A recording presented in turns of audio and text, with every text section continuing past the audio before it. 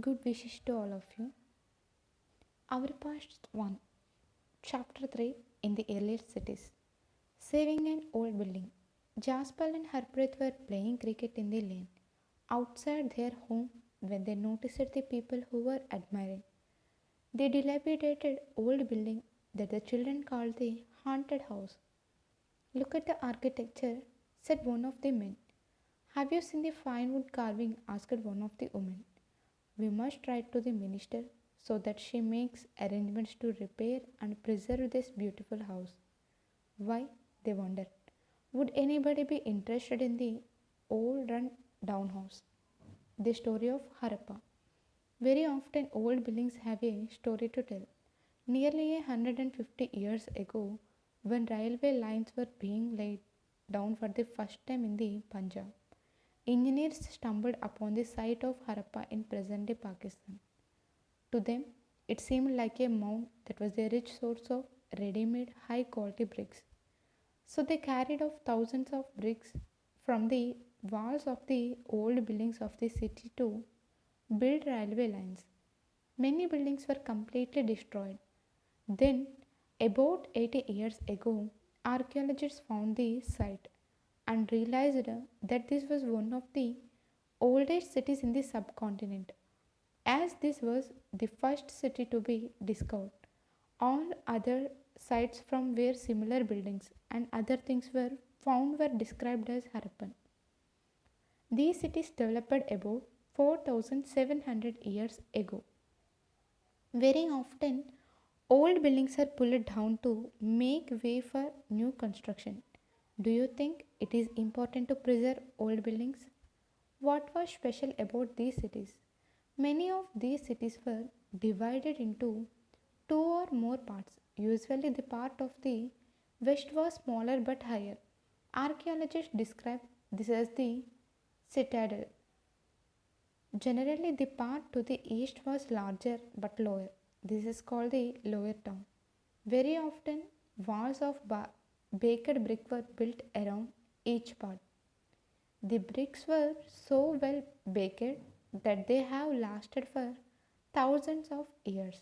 The bricks were laid in an interlocking pattern and that made the walls strong. In some cities, special buildings were constructed on the citadel.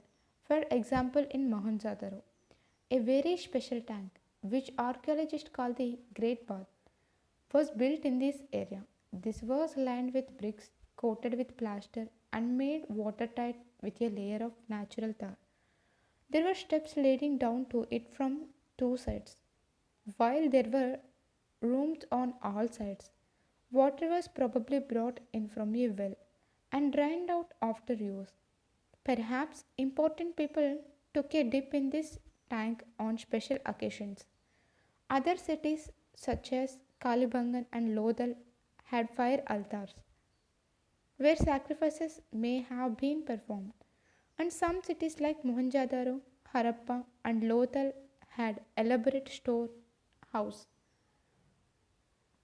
These cities were found in the Punjab and Sindh in Pakistan and in Gujarat, Rajasthan, Haryana, and the Punjab in India.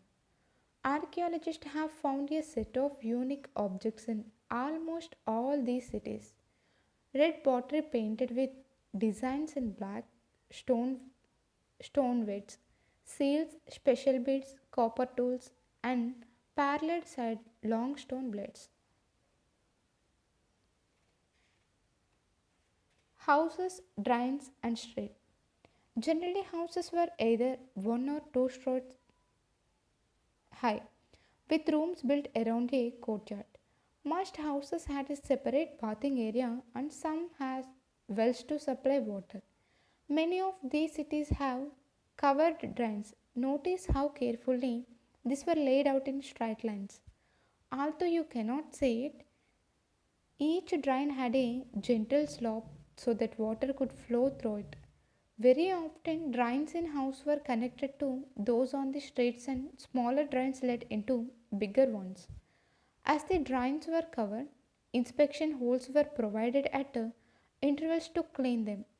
All three houses, drains, and streets were probably planned and built at the same time.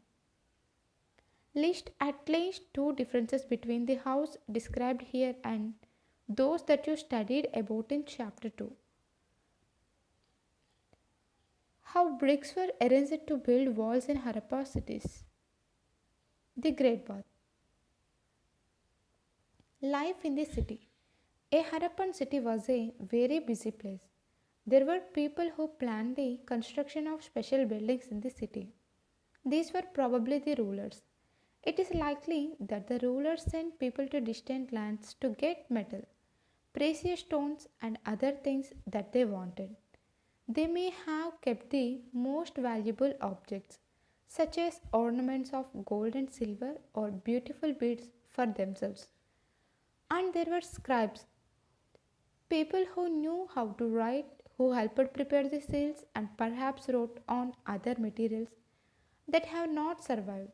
Besides, there were men and women craftspersons making all kinds of things either in their own homes or in special workshops.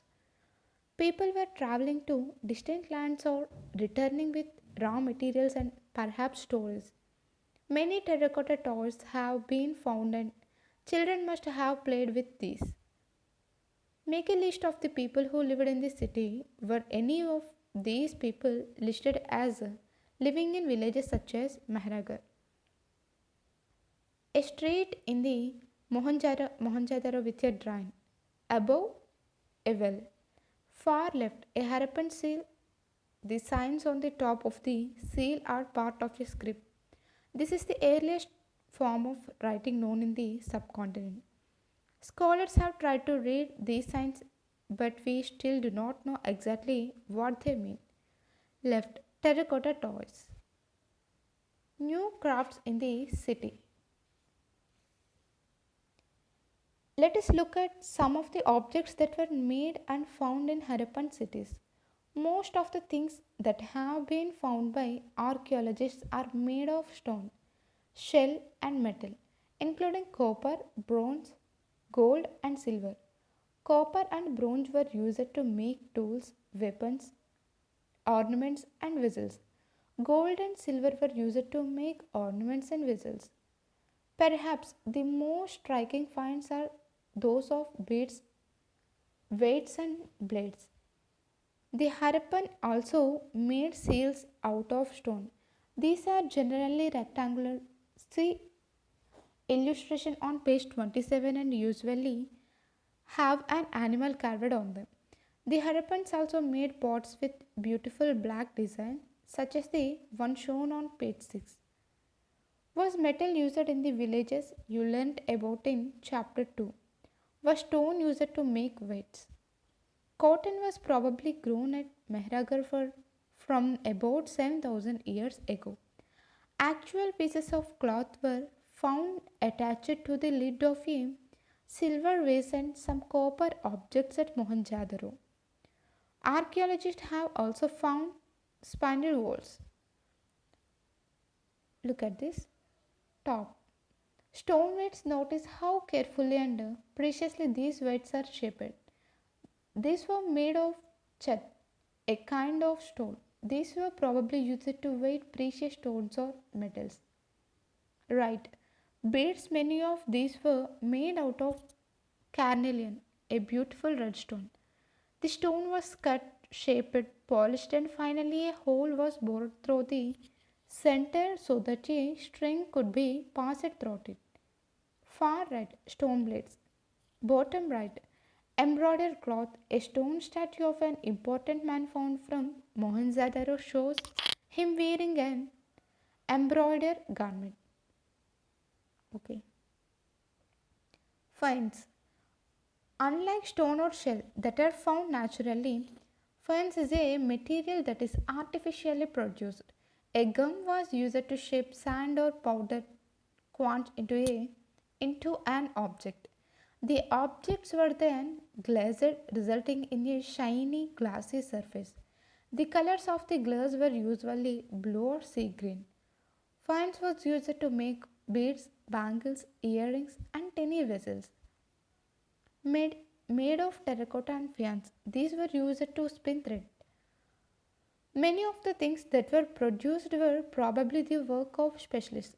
A specialist is a person who is trying to do only one kind of work. For example, cutting stone or polishing beads or carving seals. Look at the illustration and see how well the face is carved and how carefully the beard is shown. This must have been the work of an expert craftsperson. Not everybody could have been a specialist. We do not know whether only men were specialists or only women were specialists. Perhaps some women and men may have been specialists. In search of raw materials. Raw materials are substances that are either found naturally, such as wood or ores of metals, or produced by farmers or herders. These are then processed to produce finished goods. For example, cotton, produced by farmers, is a raw material that may be processed to make cloth, while some of the raw materials that the Harappans used were available locally. Many items such as copper, tin, gold, silver, and precious stones had to be brought from distant places. The Harappans probably got copper from present day Rajasthan and even from Oman in West Asia. Tin, which was mixed with copper to produce bronze, may have been brought from present day Afghanistan and Iran. Gold could have come all the way from present day Karnataka and precious stones from present day Gujarat, Iran, and Afghanistan. Food for people in the city. While many people live in the cities, others living in the countryside grew crops and reared animals. These farmers and herders supplied food to craftspersons, scribes, and rulers in the cities. We know from remains of plants that the Harappans grew wheat, barley, pulses, peas, rice, sesame, linseed, and mustard. A new tool, the plough, was used to dig the earth from turning the soil and planting seeds. While real plugs, which were probably made of wood, have not survived. Toy models have been found as this region does not receive heavy rainfall. Some form of irrigation may have been used. This means that water was stored and supplied to fields when the plants were growing. The Harappans reared cattle, sheep, goat, and buffalo. Water and pastures were available around settlements. However, in the dry summer months, large herds of animals were probably taken to gather distance in search of grass and water. They also collected fruits like bear, caught, caught fish, and hunted wild animals like the antelope. Okay. How were goods carried from one place to another?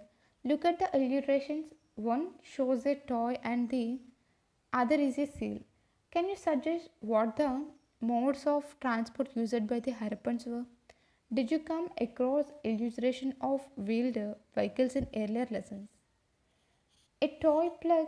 Today in many farming communities only men use the plug. We do not know whether the Harappans followed such customs or not. A closer look, Harappa towns in Gujarat. The city of Dholvira was located on Kadir Bed, also spelled as bed, in the Ran of Kutch, where there was fresh water and fertile soil. Unlike some of the other Harappan cities, which were divided into two parts, Dholvira was divided into three parts, and each part was surrounded with massive stone walls, with entrances through gateways. There was also a large open area in this settlement where public ceremonies could be held. Other finds include large letters of the Harappan script that were carved out of white stone and perhaps inlaid in wood. This is a unique find as generally Harappan writing has been found on small objects such as seals. The city of Lothal should be a tributary of the Sabarmati in Gujarat, close to the Gulf of Kambat. It was situated near areas where raw materials such as semi precious stones were easily available. This was an important center for making objects out of stone, shell, and metal.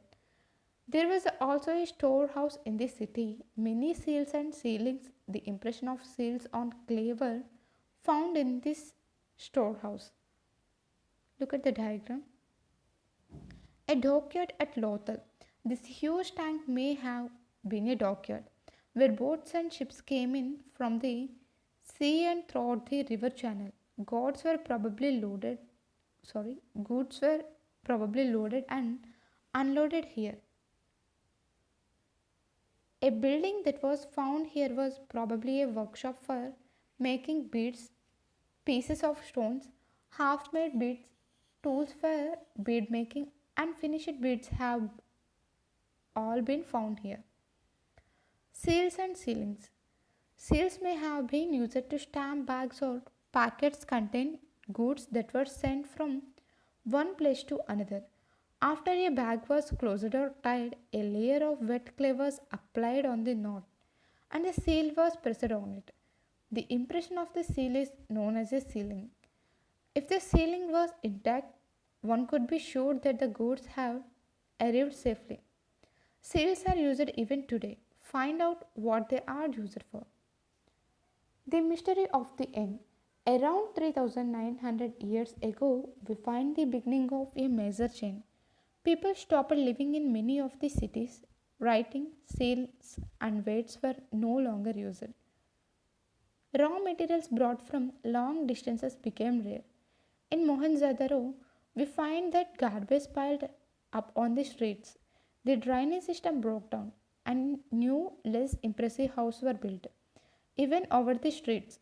Why did all this happen? We are not sure. Some scholars suggest that the rivers dried up. Others suggest that there was deforestation. This could have happened because fuel was required for baking bricks and for smelting copper ores. Besides grazing by large herds of cattle, sheep and goat may have destroyed the green cover in some areas.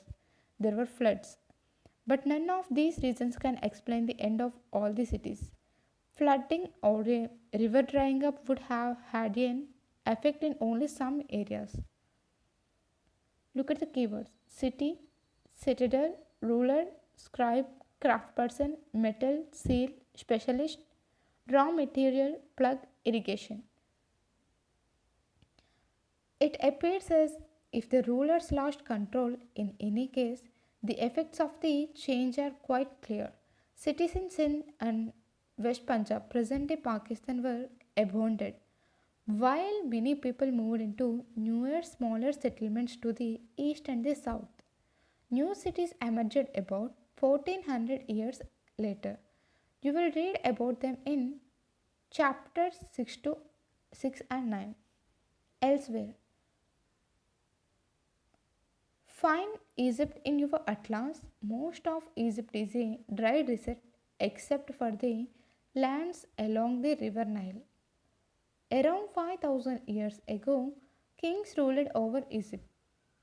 These kings sent armies to distant lands to get gold, silver, ivory, timber, and precious stones. They also built huge tombs known as pyramids. When they died, the bodies of kings were preserved and buried in these pyramids. These carefully preserved bodies are known as mummies. A large number of objects were also buried with them. These include food and drink, clothes, ornament, utensils, musical instruments, weapons, and animals. Sometimes even serving men and women were buried with the rulers. These are amongst the most elaborate burials known in world history. Do you think kings would have needed these things after death? Imagine you are traveling with your parents about 4000 years ago from Lodar to Mohenjo-daro. Describe how you would travel, what your parents might carry with them, and what you would see in Mohenjo-daro. Some important dates: cotton cultivation at Mehraga about 7000 years ago. Beginning of cities about 4700 years ago. beginning of the end of these cities about 3900 years ago. The emergence of other cities about 2500 years ago. Let's recall. How do archaeologists know that cloth was used in the Harappan civilization? Match the columns. Copper, Rajasthan. Gold, Karnataka. Tin, Afghanistan. Precious stones, Gujarat. Why were metals writing the wheel and the plug important for the Harappans? Let's discuss. Make a list of all the terracotta toys shown in the lesson. Which do you think children would have enjoyed playing with the most? Make a list of what the Harappans ate and put a tick mark against the things you eat today. Do you think that the life of farmers and herders who supplied food to the Harappan cities was different from that of the farmers and herders you read about in chapter 3? Give reason for your answer. Let's do. Describe three important buildings in your city or village. Are they located in a special part of the settlement? For example, the center. What are the activities that take place in these buildings? Are there any old buildings in your locality? Find out how old they are and who looks after them. Thank you.